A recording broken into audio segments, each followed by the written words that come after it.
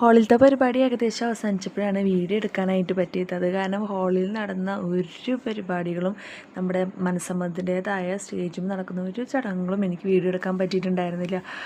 അതിനെനിക്ക് ഭയങ്കര സങ്കടമുണ്ട്. പക്ഷെ ഞാൻ കല്യാണത്തിന് അത്യാവശ്യം കവർ ചെയ്തിട്ടുണ്ടെന്ന് ഞാൻ വിശ്വസിക്കുന്നു.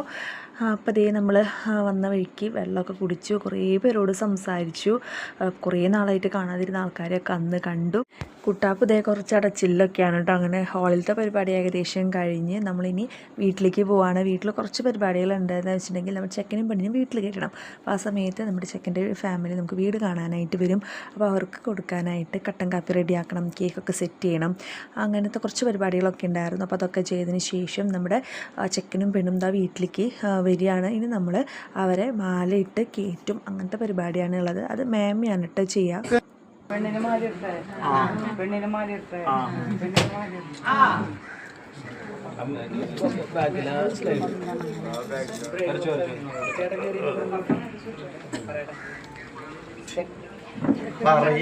ചെക്കന് മാലിട്ടെ ചെക്കന് മാലിട്ടെ ചെക്കന് മാലിട്ടെ. അപ്പോൾ മാലയൊക്കെ ഇട്ട് കഴിഞ്ഞതിന് ശേഷം അളിയൻ കൈ പിടിച്ച് വീട്ടിലേക്ക് കയറ്റുകയാണ്. അതാണ് നമ്മുടെ ഇവിടുത്തെ ചടങ്ങ്.